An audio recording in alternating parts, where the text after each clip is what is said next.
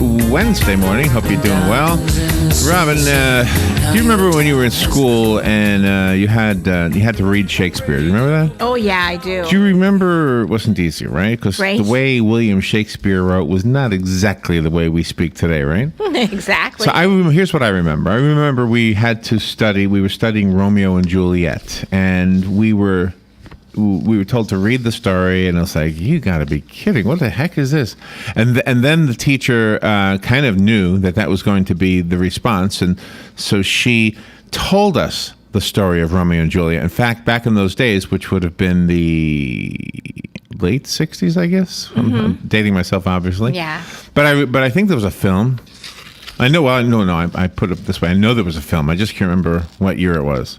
Do you remember there was a film called Romeo and Juliet? Yep, it was Olivia Hussey and some other guy starred in it. It was like 1970, so I think. I saw the movie, heard the story. Now, go back to the same thing you started with, the text from William Shakespeare. Now you're reading it, and all of a sudden, oh, I get it. Now I understand what it means, right? That's right. So same thing happened here. We have a book that's written as if William Shakespeare wrote it. It's not written by William Shakespeare. It's written by Ian Doescher, who's on the phone. And he has taken The Empire Strikes Back, a story which we all know. Yeah. But he's written it as if it was written by Shakespeare. I hope that's fair to say. I don't know. Ian Doescher does a fabulous job of doing this, putting it together. The book is really a one of a kind. The book is called William Shakespeare's The Empire Striketh Back, Star Wars Part the Fifth. All right, Ian Doescher. Good morning, Ian. Good morning. Thank you for being on the air with us today. Thank you for having me. Where are you? In Portland, Oregon.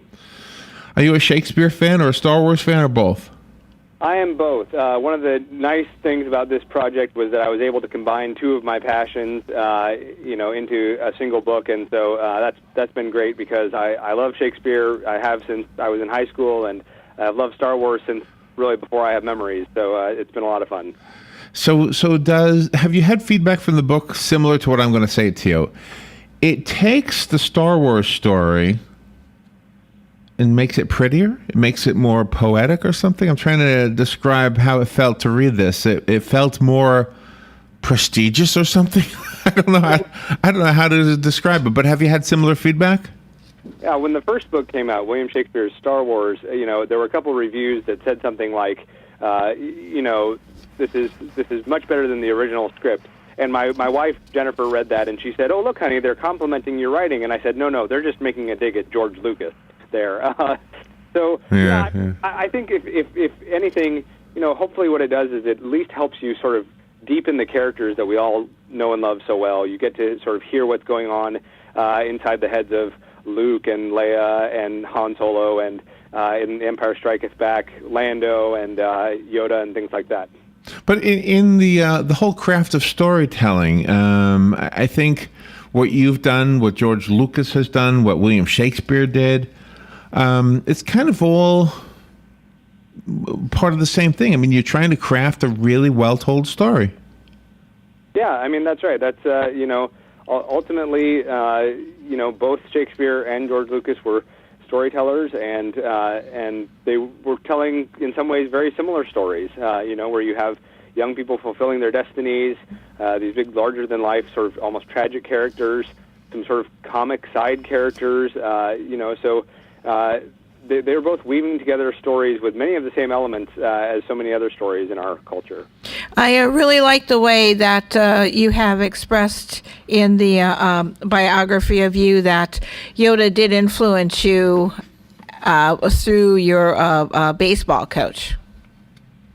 Oh, yes. I did have a baseball coach once who sort of pulled me aside and said, Ian, you have to remember what Yoda said. Do or do not. There is no try.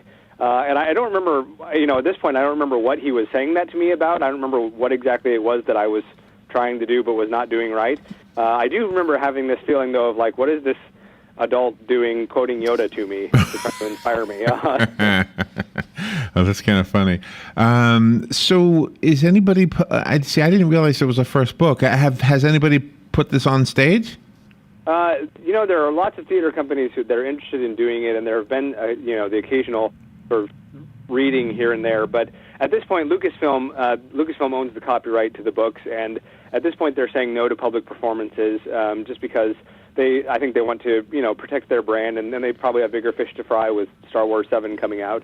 So at this point, performances aren't happening, but it may be something that we see in the future. So was there legal things you had to do in order to do this? Yeah, so I first approached Quirk Books, who's the publisher of the book, and then they liked the idea, and so they then took this to Lucasfilm to get licensing. And there's this, you have to sort of go through a whole contract process with Lucasfilm, and happily for me, I had Quirk Books sort of in my corner at that point, working on my behalf to make that deal happen.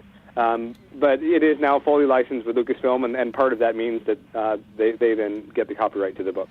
Oh, okay. So it's licensed. So therefore they approve it. Is that fair to say?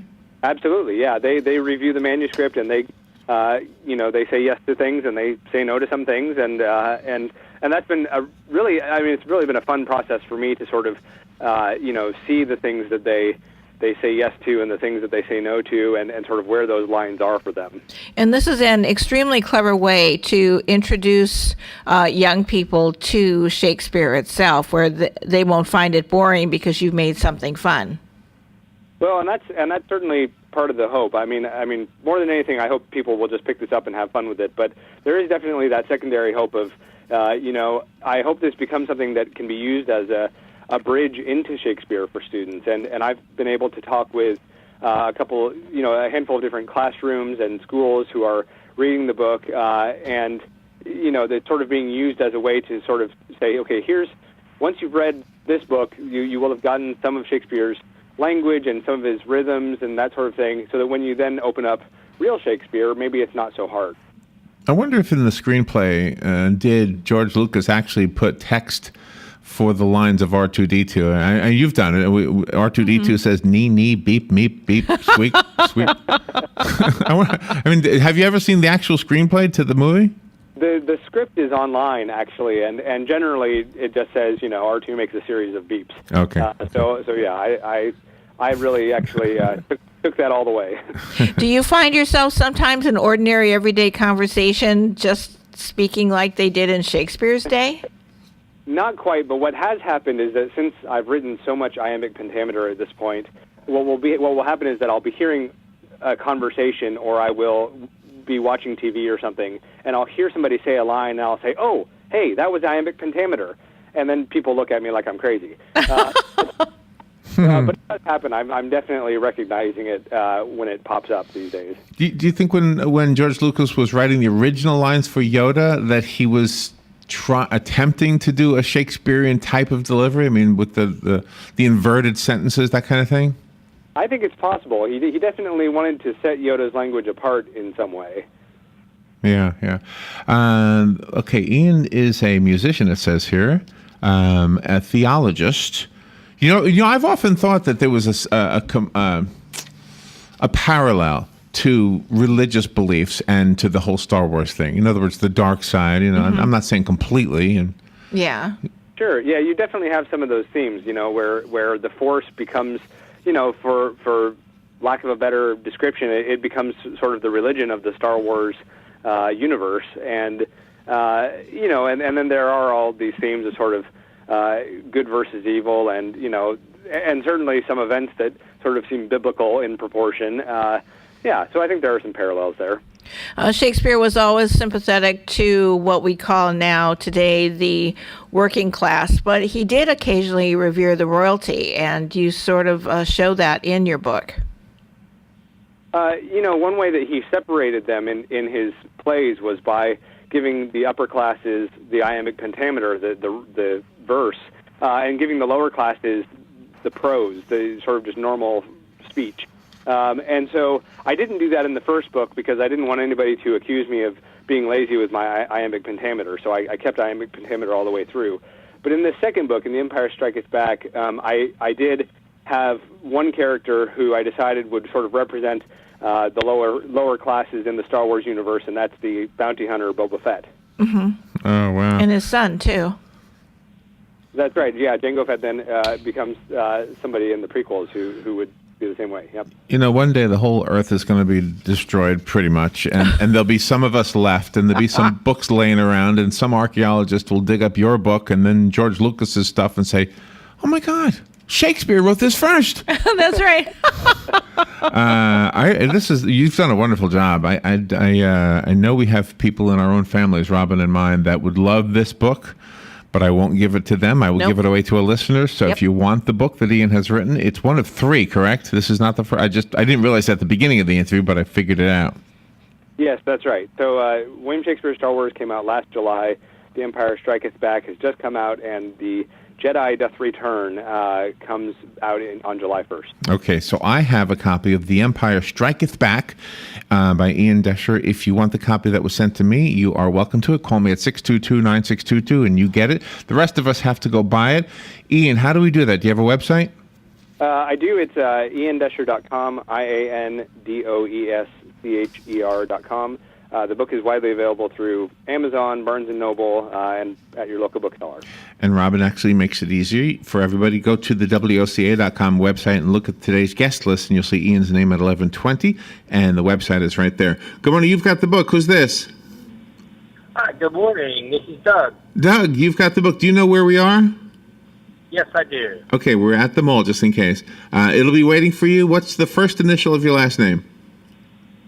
B. B as in Bob? No, B as in boy. Okay. All right, Doug, you've got it. Thank you so much. It'll be waiting for you. Ian, thank you for being on the air with us today. Oh, I guess he's gone. Oh. I guess he went away. All right, we will take a little break, and we'll be right back. We're going to have fun with Joe today. I've got some vacation destination game for you and Joe, Robin. Yes. It's kind of a simple one. I mean, yesterday was hard with the Latin. No, but it was fun, though. Fun? I enjoyed it. So today, vacation destinations. You guys tell me what state these destinations are in. They're all in the country, in this country. Somewhere. Okay. All right. We'll take a little break, and we'll be right back. Legally Yours, brought to you by Fuller & Fuller Attorneys at Law. On the air every Wednesday morning at 10:30 a.m. with John Fuller, a board-certified civil trial lawyer for over 25 years. John, welcome.